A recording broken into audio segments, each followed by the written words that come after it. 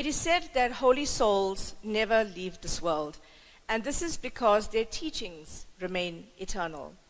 And Maharshi Swami Dayanand Ji was just that soul who has given 150 years of the Arya Samaj to this world. Swamiji's ideal was Krinvanto Vishwam Aryam, to make the whole world noble. It is a short phrase, but it is so impactful and timeless, to make the whole world better through our ideas, our communications. And this is the baton that he has passed on to us.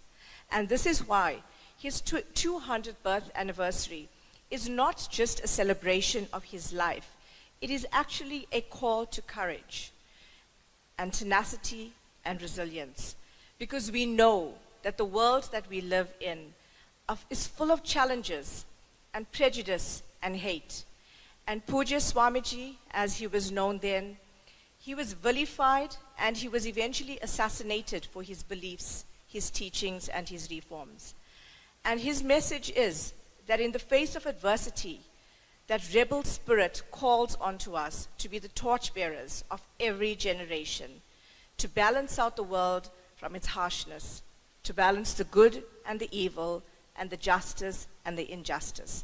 And that is why we are here today. One of Pujya Swamiji's life purposes was the empowerment of women.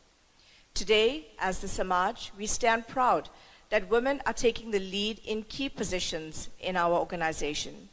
We are proud of the many female priests that we have who are out there in the community providing vital services. We are immensely proud of Swami Maitri in the NJBC, doing such astounding work, living alone in that particular area. And we owe this to the Mool Shankar Tiwari, born in a small village in Gujarat 200 years ago. That Mool Shankar, who became the dynamic and fearless Maharshi Dayanand Saraswati. It is therefore now my pleasure to introduce Pandit Arthi Shanand, our president of the Arya Samaj, to present the formal welcome to all of you.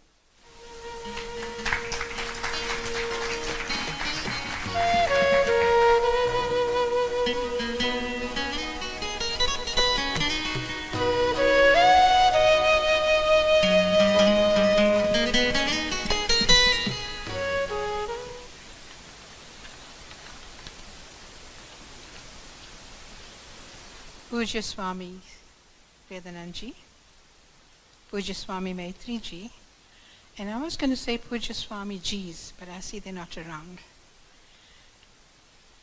The High Commissioner of India and South Africa, Shri Pratap Kumar, His Excellency the High Commissioner of India and Mauritius, Shri Vijay Lachman, the Honorable Dr. Ansuya Boligara of the Vivekananda Cultural Center,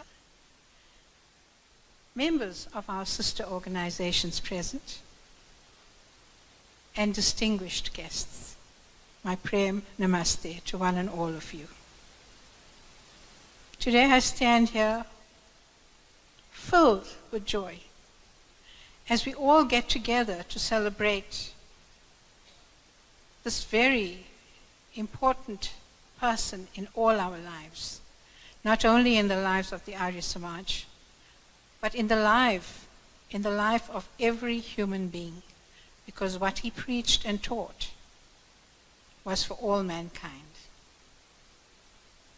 It is my singular honor to welcome you to our first in a series of celebrations and events to commemorate the 200th birth anniversary of Maharshi Dayanand Saraswati, the founder of the Arya Samaj movement and an exponent on the translations and commentaries on the Vedas.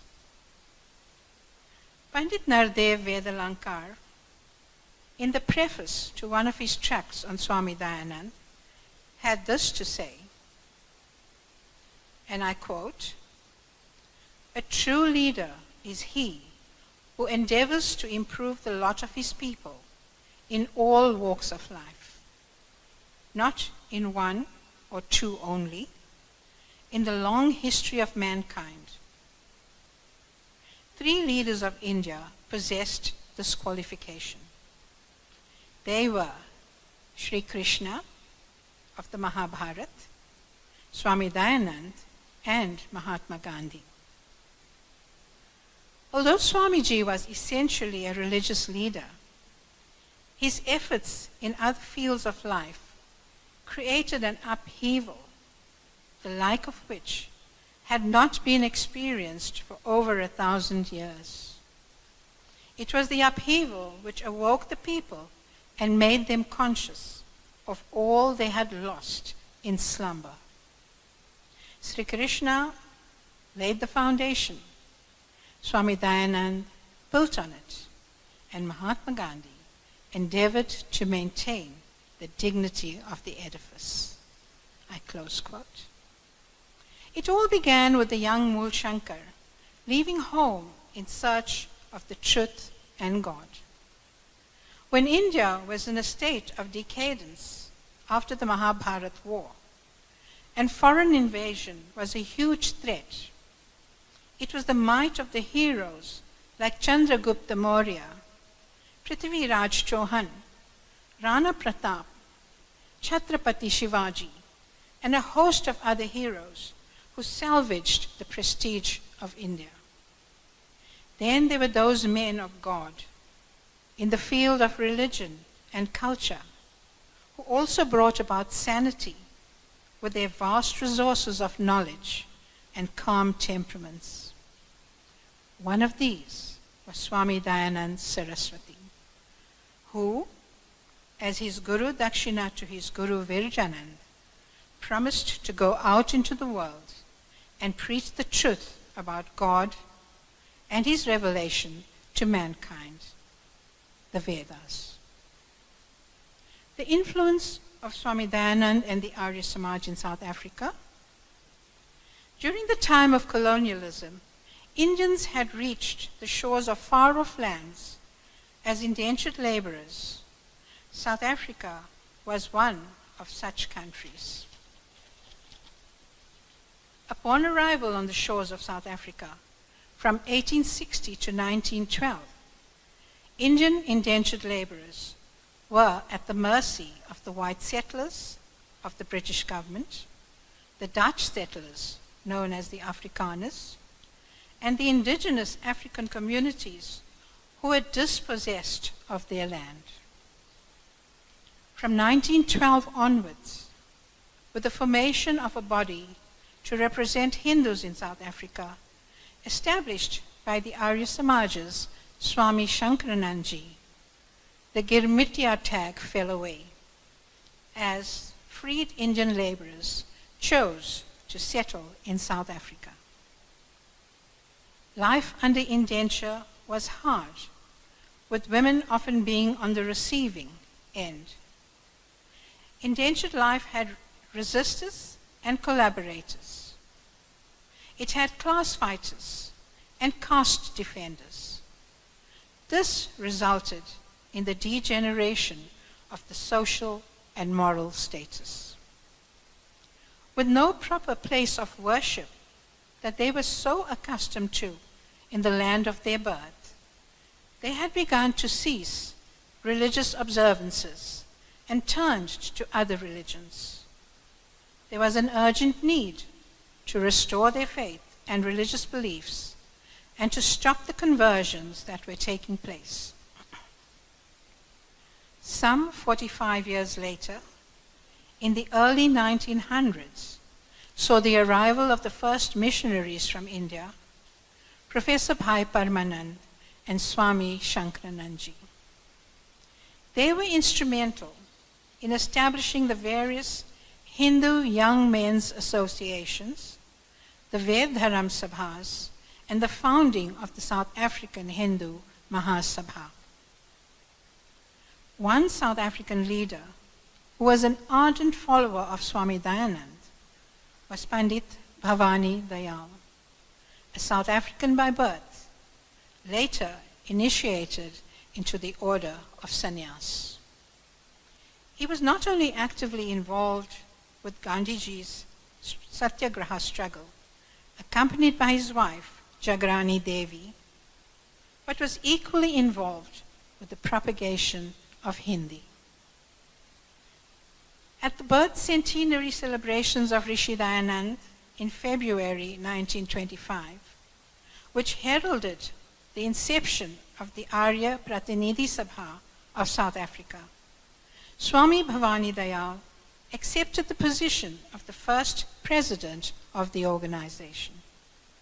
The Arya Pratinidhi Sabha of South Africa served as the central organization that coordinated the work of the various bodies that had sprung up after the visit of the missionaries.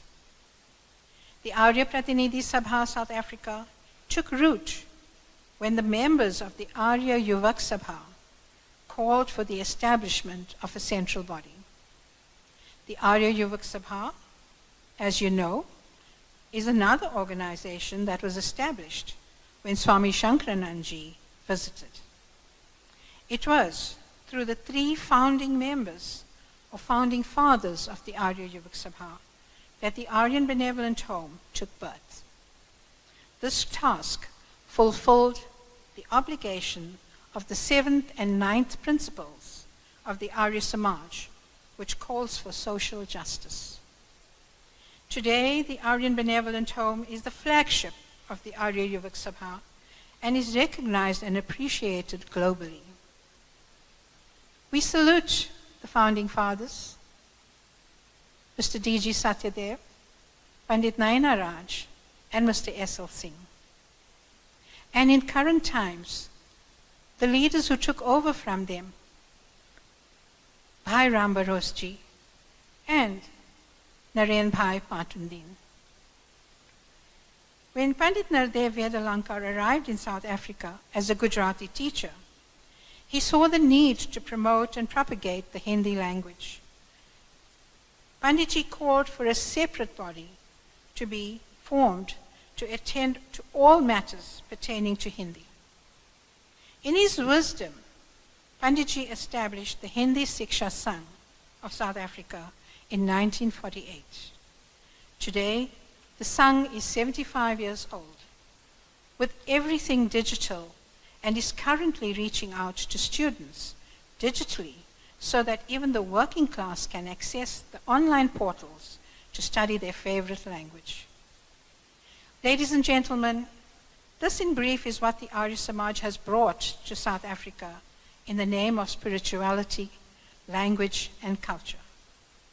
The Arya Samaj currently is successfully conducting classes on Hinduism, the 16 sanskars, and the training of priests under the auspices of the Ved Niketan, another brainchild of Pandit Nardev Vedalankar, and the Vedic Purohit Mandal, which oversees the teaching of sanskars by our erudite scholar, Dr. Bisram Rambilas, and also the senior tutors of the class. In fulfilling our social obligations, we have the Arya Samaj Women's Forum, who empower women through skills development, career guidance, and also teaching them financial independence. The Narayan Jivan Vedic Center, based in Kenville and surrounded by the informal settlement, renders yeoman service to the residents in the area. Swami Maitriji and the committee of the Narayan Jivan Vedic Center facilitate workshops and on healthcare, family guidance, social equity, and skills development. The HEAL Foundation, H-E-A-L, which stands for the Humanitarian, Environmental, and Animal Liberation Wing of the Arya Samaj, fulfills the 6th principle of the Arya Samaj, which states, the prime object of the Arya Samaj is to do good to the world, that is, to promote the physical, spiritual, and social good of every sentient being. This, ladies and gentlemen, is the impact of Swami Dayanand's teachings on our lives and the work carried out by us here in South Africa. I once again extend a very, very warm welcome to our function this morning, and I hope you all stay till the end. Thank you, and namaste.